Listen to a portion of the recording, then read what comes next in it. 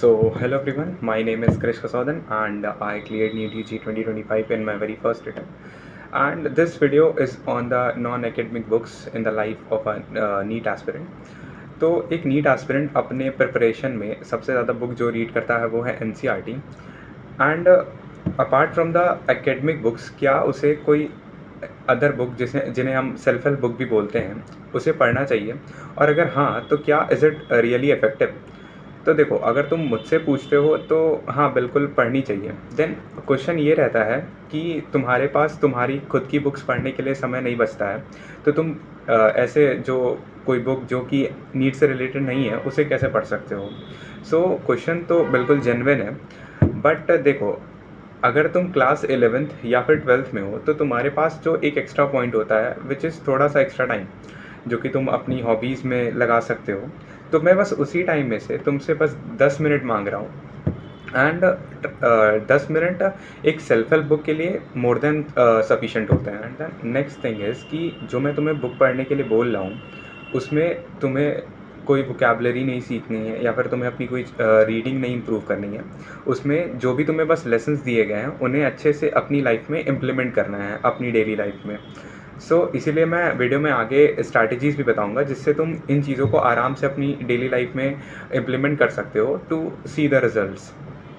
तो अब तुम्हें कोई सेल्फ हेल्प बुक ख़रीदने की ज़रूरत नहीं है। तुम आराम से जो भी बुक मैं तुम्हें बताऊंगा उसे डाउनलोड करके पढ़ सकते हो, क्योंकि तुम्हें ज़्यादा से ज़्यादा 10 मिनट पढ़ना होगा डेली। एंड सेकेंड थिंग कि ये बुक्स तुम्हें अपनी इम्प्रूवमेंट के लिए पढ़नी होती है और ना कि कोई फील लेने के लिए। एंड एक और चीज़ कि नॉन फिक्शन बुक्स में you need not cover the whole story to know what's there in the end. तुम्हें बस अपना काम का पढ़ना है एंड बस उसके इम्प्लीमेंटेशन पे काम करना चालू कर देना है। अब तुम बोलोगे कि भैया अगर मुझे मोटिवेशन ही चाहिए तो क्यों ना मैं कोई मोटिवेशनल वीडियोस देख लूँ और ख़ुद को इम्प्रूव कर लूँ।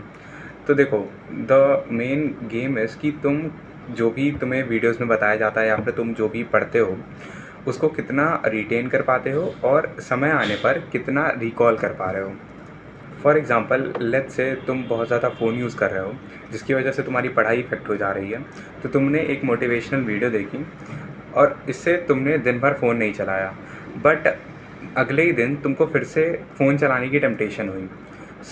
अब द मेन गेम यहीं पर है कि तुम खुद को क्या बोलते हो सो दैट जो भी तुम्हारे अंदर टेम्पटेशन है वो ख़त्म हो जाए। अब क्योंकि वीडियोस काफ़ी फास्ट चल रही होती हैं तो चीज़ों को एज इट इज़ याद रख पाना एंड समय आने पर रिकॉल भी कर लेना थोड़ा टफ हो जाता है as compared to when you are reading. Now, a life-changing book that every NEET aspirant must read is Atomic Habits by James Clear. And I don't know about others, but this book helped me to get me out of the toughest phase of my life, जो हर एक NEET aspirant की life में आता है कभी ना कभी। The best thing which I like about this book is कि इसमें हर एक लेसन में, हर एक चैप्टर में मल्टीपल रियल लाइफ एग्जाम्पल दे रखे हैं, सो दैट जब भी तुम इस बुक को रीड करते हो तो तुम्हें एक ट्रस्ट बिल्ड होने लगता है कि तुम कहीं ना कहीं इम्प्रूव करने वाले हो अगर तुम इस चीज़ को आंख बंद करके फॉलो कर लेते हो। And here are the 3 lessons which help me a lot during my whole NEET journey, and इन्हें तुम ज़रूर पढ़ना।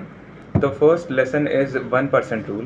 एंड इस चैप्टर के हिसाब से तुम जितने भी स्मॉल एफर्ट्स करते हो, एक्स्ट्रा स्मॉल एफर्ट्स, वो एक बड़ा डिफरेंस क्रिएट करती हैं इन द लॉन्ग रन। अब स्मॉल एफर्ट्स में प्रॉब्लम ये होती है कि लोग इसे इग्नोर कर देते हैं क्योंकि प्रोग्रेस उतनी ज़्यादा विजिबल नहीं होती है, बट उन्हें ये समझना चाहिए कि जब लास्ट में रिज़ल्ट रहेगा वो एक तुमको एक ड्रास्टिक चेंज देखने मिलेगा अपने रिज़ल्ट पे अगर तुम इस रूल को फॉलो करते हो। फॉर एग्ज़ाम्पल, अगर तुम रोज़ MCQs प्रैक्टिस कर रहे हो तो अगर तुम रोज़ एक्स्ट्रा 5 MCQs भी लगाते हो तो इन द होल ईयर तुम आराम से 1800 के ऊपर MCQs ज़्यादा लगा चुके होगे। तुम खुद देख सकते हो कि कितना छोटा सा एफर्ट भी एक बड़ा डिफरेंस क्रिएट कर पा रहा है। नाउ यू माइट से कि भैया ये सब बातें सिर्फ कहने में अच्छी लगती हैं, सारे लेसन्स बोलने में अच्छे लगते हैं, बट जब इनको इम्प्लीमेंट करने की बात आती है तो वो काफ़ी टफ होता है। तो देखो, द प्राइम रीज़न कि तुम ऐसा सोच रहे हो वो इसलिए है कि तुम अपना काम, जो भी काम करना चाह रहे हो तुम, वो मोटिवेशन के बेसिस पे करना चाह रहे हो और ना कि डिसिप्लिन। नीट एस्पिरेंट के लिए एक बड़ा प्रॉब्लम होता है कि उनका जो मोटिवेशन है वो कभी कम होता है और कभी ज़्यादा। अब इसकी वजह से मेन दिक्कत होती है कि वो कंसिस्टेंट नहीं रह पाते हैं। बट ट्रस्ट मी, अगर तुमने इन चीज़ों को जो मैंने बताई हैं उनको अगर डिसिप्लिन से और सिस्टम से फॉलो कर लिया, सिर्फ 4 से 5 महीनों में तुम्हें रिज़ल्ट दिखना चालू हो जाएगा। एंड एक बार तुम्हें वो रिज़ल्ट देखने को मिल जाएगा तो तुम अपने आप वो इनर मोटिवेशन आ जाएगा। एंड ये याद रखना कि the first run is the hardest. मतलब शुरुआत में जब भी तुम कुछ करने जाते हो तो शुरुआत ही सबसे टफ होता है, बट धीरे धीरे जैसे जैसे तुमको उन चीज़ों की आदत लगने लगती है तो तुम फिर खुद को ही नहीं रोक पाओगे वो चीज़ करने के लिए। Now the second lesson is the habit stacking. अब बेसिकली इस लेसन में यही बताया जाता है कि how can you start a new habit with the help of a current habit. जैसे अगर तुम कोई भी काम करते हो तो ऑब्वियस सी बात है वो आइसोलेटेड नहीं होता है। मतलब सिर्फ वो काम तुम उस काम के लिए नहीं करते हो, तुम वो काम किसी ना किसी चीज़ से रिलेटेड होता है। तो सिमिलरली तुम अपनी जो नई हैबिट तुम रखना चाहते हो उसे तुम किसी पुरानी हैबिट से कनेक्ट कर सकते हो, जिससे तुम्हारे उस नई हैबिट के करने के चांसेस बढ़ जाएंगे। फॉर एग्ज़ाम्पल अगर मैं अपना बताऊँ तो मैं क्या करता था कि मैं खुद को ये बोलता था कि मैं लंच करने के बाद हर दिन फ़िज़िक्स के एक चैप्टर के शॉर्ट नोट्स रिवाइज़ करूँगा। अब इससे ये रहता था कि मैं जैसे ही लंच करके आता था मुझे ऑलरेडी पता रहता था कि मुझे फ़िज़िक्स के चैप्टर के शॉर्ट नोट्स रिवाइज़ करने ही करने हैं। सो ये चीज़ काफ़ी मुझे हेल्प की। The third lesson is 2 minute rule to stop procrastinating. अब पहले मैं एग्जांपल बता देता हूँ कि मान लो तुमने केमिस्ट्री का एक चैप्टर पढ़ा और उसके क्वेश्चंस भी लगा लिए एंड देन अब तुमको एनसीईआरटी पढ़नी है, पर तुम्हारा मन नहीं है तो तुमने उसको कल के लिए टाल दिया। अब हाई चांसेस है कि या तो तुम अगले दिन उसको नहीं करने वाले हो या तो फिर से प्रोक्रास्टिनेट कर दोगे। सो 2 मिनट रूल यही कहता है कि जब भी तुम्हें कोई काम ना मन करे करने का या फिर तुम प्रोक्रास्टिनेट कर रहे हो तो उसे अभी के लिए 2 मिनट कर लो, मिनिमम 2 मिनट कर लो।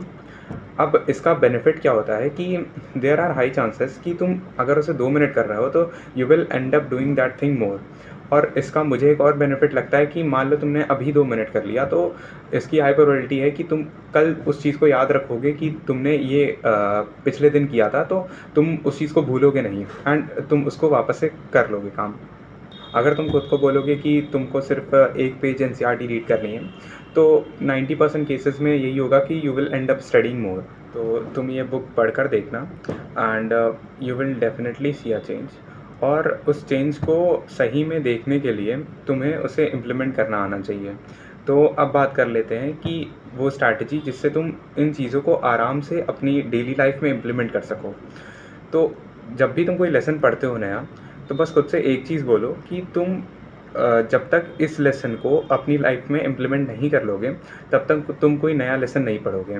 अब ये चीज़ मेरे लिए तो काफ़ी अच्छी थी, बट हो सकता है ये तुम्हारे लिए इफ़ेक्टिव ना हो, तो तुम खुद की कोई स्ट्रैटेजी बना सकते हो, because at the end the game is about progress. और हाँ, एक और चीज़ कि तुम्हें जो रियल रिज़ल्ट है उसे देखने में लगभग 4 से 5 महीने लगेंगे, बट एक बार वो रिज़ल्ट तुम्हें दिखने लगेगा तो तुमसे वो चीज़ कोई छीन नहीं पाएगा, बिकॉज़ तुमने पिछले कुछ महीनों में रियल हार्ड वर्क से, डिसिप्लिन से उस चीज़ को अर्न किया है। तो वो तुम्हारे अब ब्लड में आ चुका है, वो डिसिप्लिन तुम्हारे ब्लड में होगा, तो उस चीज़ को छीन पाना पॉसिबल नहीं है। So ending this video here, I hope that you like this video and also it added some good values to your life. So like this video and subscribe as it keeps me motivated to make such videos, and thank you.